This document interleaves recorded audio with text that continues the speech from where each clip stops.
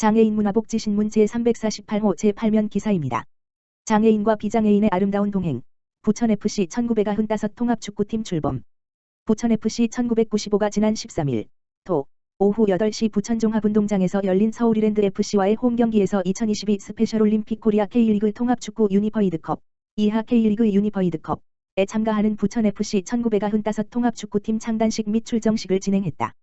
이날 행사에는 부천FC 1995 조용익 구단주와 부천시 장애인 종합복지관 이효민 관장이 참석했다. K리그 유니버이드컵에 참가하는 부천FC 1995 통합축구팀은 발달장애인 선수와 비장애인 선수가 함께 파트너를 이뤄뛰는 팀이다. 부천은 지난 7월 비장애인 선수 선발을 위해 공개 테스트를 진행했고 이를 통해 비장애인 선수 10명을 선발했다.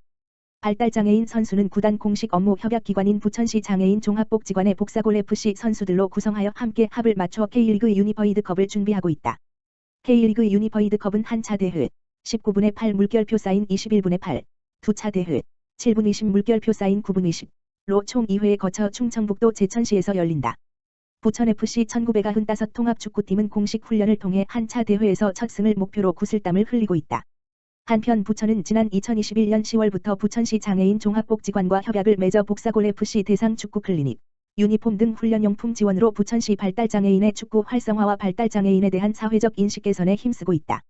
이번 대회에 참가하는 통합축구팀에도 구단은 용품 지원과 유소년 코칭 스태프의 레슨 등 아낌없는 지원을 계획하고 있다. 부천FC 1995 조용익 구단주는 부천의 첫 통합축구팀 출범을 시작으로 비장애인과 장애인이 함께 되어 하나의 목표로 달려가는 희망의 메시지를 전하고 싶다며 이번 계기로 발달장애인에 대한 사회적 포용과 평등의 가치를 실현할 수 있는 기회가 됐으면 좋겠다고 말했다. 부천시 저소득층 미혼모부 지원한다. 부천시 시장 조용익은 미혼모 미혼부가 안정적으로 자녀를 양육할 수 있도록 출산과 양육 지원 서비스를 제공하는 초기 지원 사업을 시행하고 있다.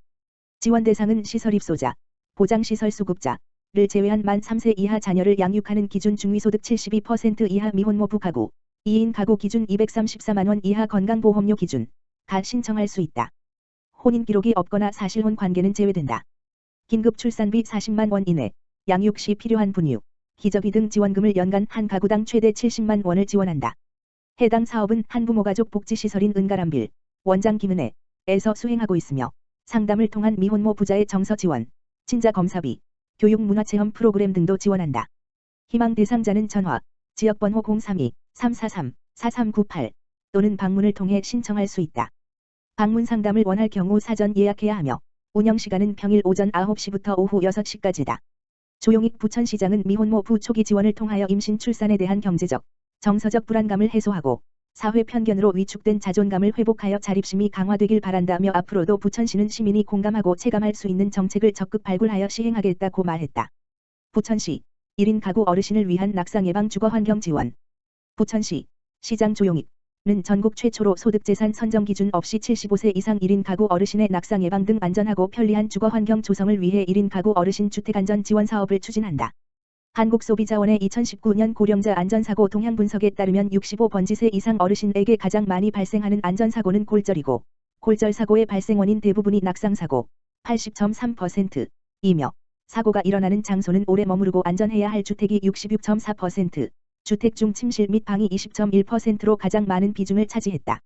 1인 가구 어르신 주택안전 지원 사업은 낙상사고 예방을 위해 화장실 안전바 미끄럼 방지 매트, 핸드레일 설치를 중점적으로 실시하고 있다. 또한 간단하지만 놓치기 쉬운 화재 감지기와 가스 안전 차단기 설치는 물론 레드 등 조명 리모컨, 콘센트 및 수전기구 교체까지 다양한 소규모 주거 환경 개선 서비스를 제공한다.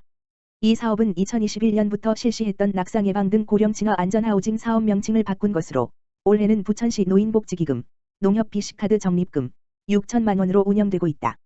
거주공간 내 안전사고 예방과 편의 증진을 위해 2021년 325가구, 2022년 상반기 165가구를 대상으로 보편적인 어르신 집수리 서비스를 제공하여 큰 호응을 받고 있다. 신청 대상은 단독, 다가구, 연립 빌라에 거주하는 75세 이상 1인 가구로 8월 22일 월부터 8월 26일 금까지 10개 행정복지센터 복지과에서 접수한다. 서비스 범위는 1가구당 인건비와 재료비를 포함하여 25만 원 이하로 제공하며 신청자가 희망할 경우 재료비만 본인이 부담하는 조건으로 추가 서비스도 가능하다. 기타 궁금한 사항은 부천시 콜센터 다만 전화기 지역번호 032-320-3000로 문의하면 친절하게 안내받을 수 있다. 수원시 보건복지부 주관 시간제 보육 통합형 운영 시범사업 수행 지자체 선정. 수원시가 보건복지부 주관 시간제 보육 통합형 운영 시범사업 수행 지자체로 선정돼 가정보육 아이들을 위한 효율적인 시간제 보육 서비스를 운영한다. 시간제 보육 서비스는 가정에서 아이를 돌보는 부모가 긴급 일시적으로 보육시설 이용이 필요할 때 시간 단위로 서비스를 이용하고 이용 시간만큼 보육료를 지불하는 것이다. 수원시는 올해 9월부터 내년 2월까지 시간제 보육 서비스를 어린이집 정규반에서도 시행하는 통합형 보육 서비스를 시범 운영한다. 기존에는 시간제 보육반과 정규 보육반이 별도로 운영됐다.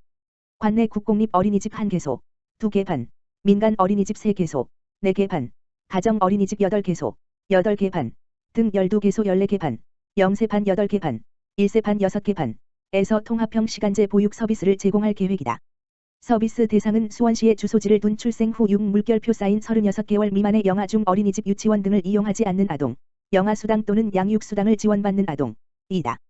시간제 보육반을 별도로 설치하지 않고 기존의 정규 보육반의 미충족 정원과 유휴 공간을 활용해서 시간제 보육 서비스를 통합해 운영한다.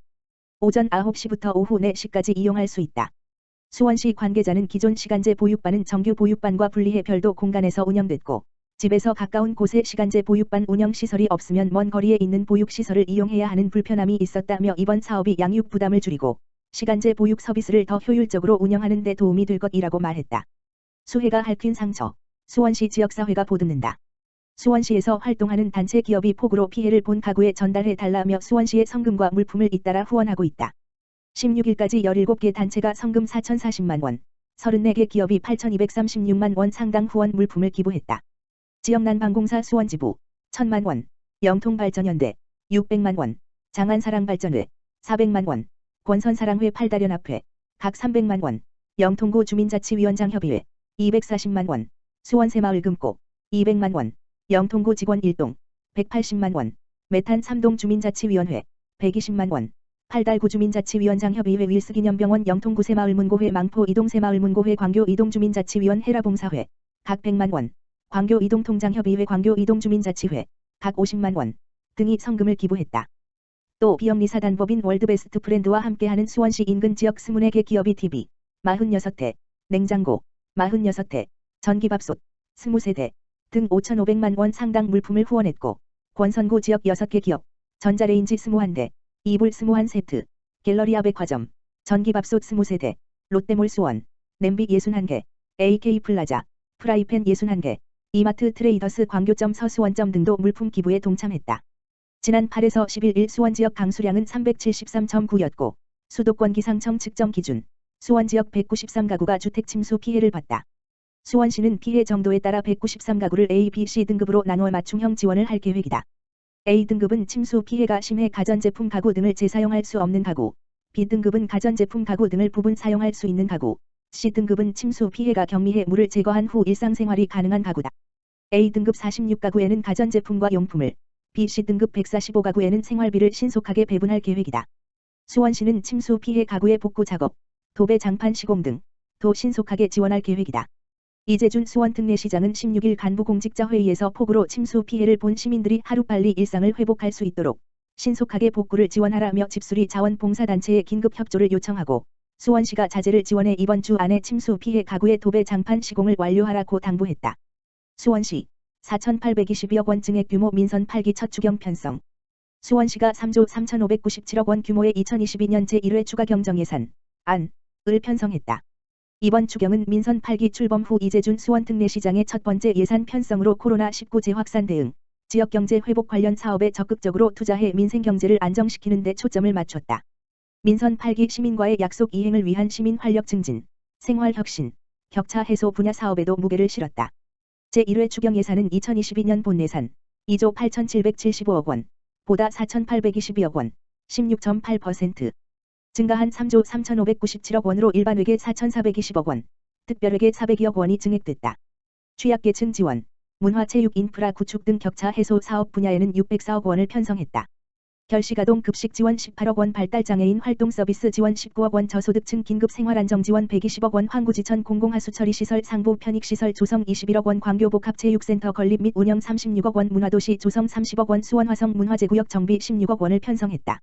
김용덕 수원시 기획조정실장은 이번 추경 예산안은 민선 8기 첫 발을 내딛는데 필요한 재원을 배분하는 의미 있는 예산 편성이라며 한정된 재원이지만 효율적으로 배분해 시민과의 약속을 충실하게 이행하겠다고 말했다. 수원시는 제1회 추경 예산안을 18일 의회에 제출했고 9월 7일 확정할 계획이다.